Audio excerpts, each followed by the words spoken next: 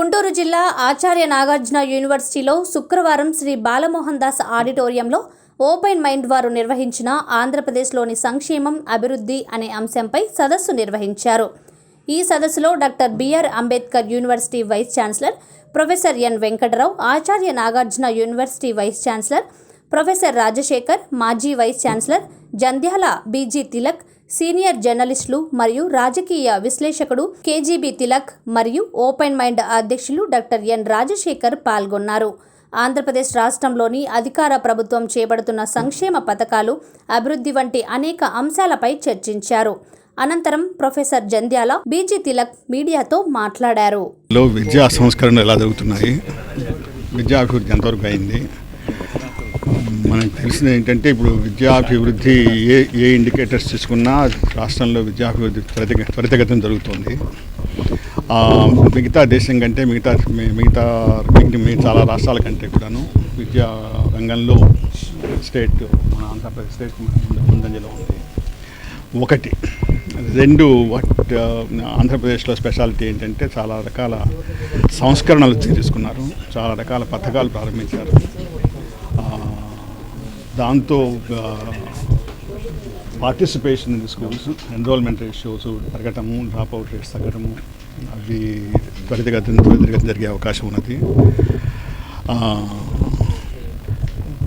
Particularly infrastructure programme, నాడు నేడు programme కానీ, అమ్మఒడి ప్రోగ్రామ్ కానీ, విభిన్న రకాలైన స్కాలర్షిప్ ప్రోగ్రాములు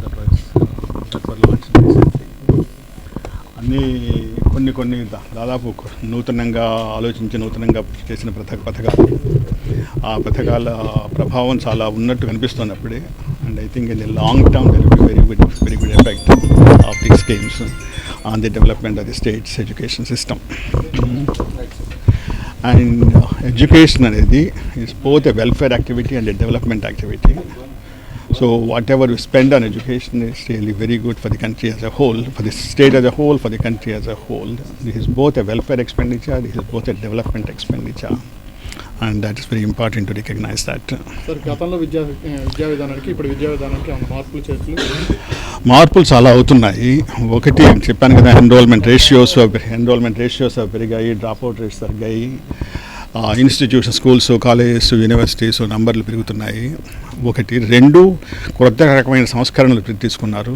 సంస్కరణలతో ఆసక్తి ఎక్కువ పెంచడానికి ప్రజల్లో విద్యారంగం అంటే స్కాలర్షిప్స్తోనూ, ఇన్ఫ్రాస్ట్రక్చర్ ప్రోగ్రామ్స్తోనూ ఎడ్యుకేషన్ సెక్టర్ని బాగా అట్రాక్టివ్ చేయడానికి చాలా పథకాలు చేపట్టారు. And some of the schemes are really very novel schemes. దేశంలో మరి ఏ రాష్ట్రంలోనూ కూడా లేవు కొన్ని ఈ స్కీమ్స్ లాంటివి. So the effect of these programmes would be really very very significant in the coming years. Sir, కాలేజీలకు సంబంధించి ఇటువంటి సమస్యలు కేవలం ఈ స్టేట్కే కాదు, చాలా చోట్ల ఉన్నాయి కొన్ని ప్రాబ్లమ్స్.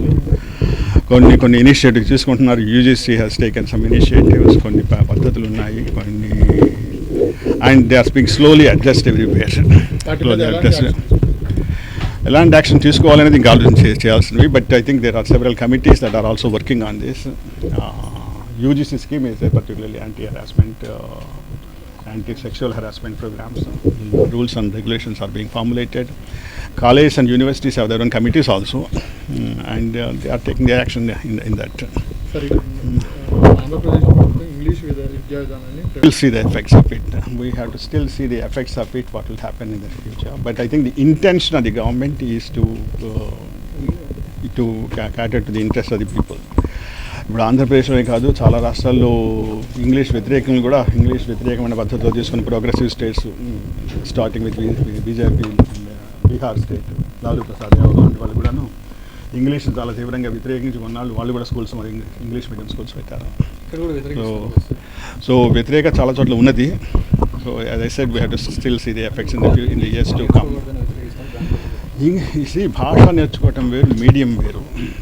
అన్ని భాషలు మనం నేర్చుకోవాలి. మన దేశంలో ఇంగ్లీష్, ఇప్పుడు తెలుగు నేర్చుకోవాలి, హిందీ నేర్చుకోవాలి, ఇంగ్లీష్ నేర్చుకోవాలి. The 3 language formula is a very good formula that was reiterated again in the national policy in education. So the Malayalis living in US, very few people live in their state.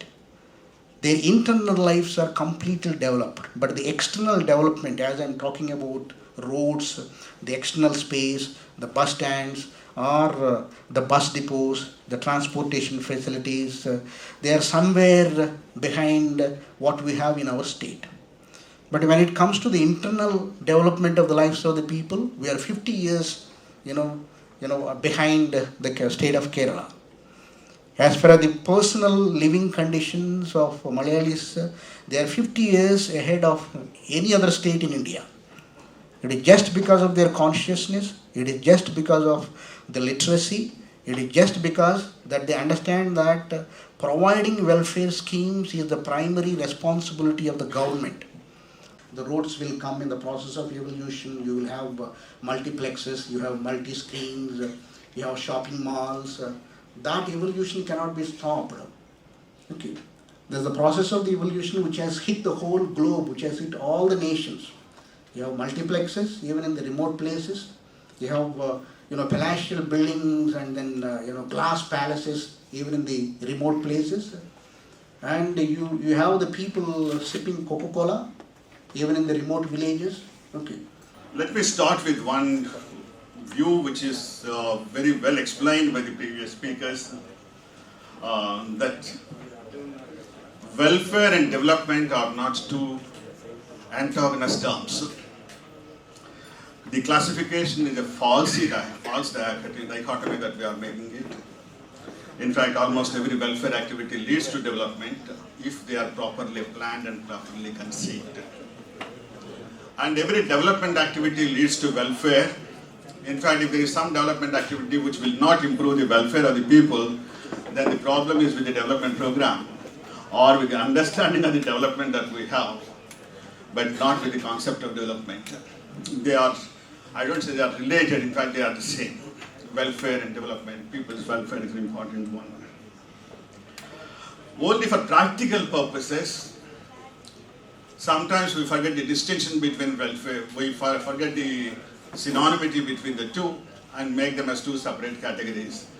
AndhraPradesh gets praise from the Central Education Department as for its several initiatives that it has taken. I'm an outsider also with an inside interest, so I don't have many details of my own. How far these statements are really very valuable, they are only on the face value you have to take it, or is there any real value of these statements? The statements like saying that Andhra Pradesh is making strides in school education and it improves in the performance grading index scores regularly or over the years. It's a top state in India for access to education, and it gets really the initiatives in education are not only revolutionary but also strategic, that other states and other countries can learn from Andhra.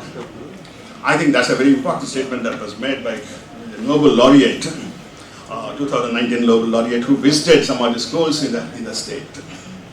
And it's considered as a role model for other states, particularly with respect to education and health. So there are several statements of this kind. I thought of giving these 3-4 statements and got curious how far they are valid.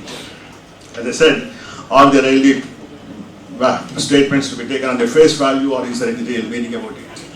So how far these states are valid? Levels of the people conducted by the Pratham Foundation and many other sources.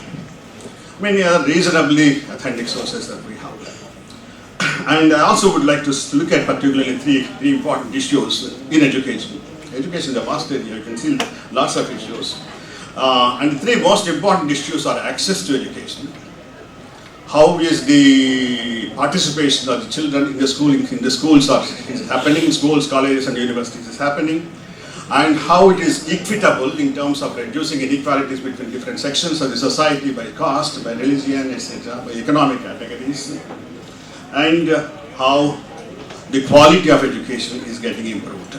These are the three dimensions educational researchers are largely concerned with every educational program.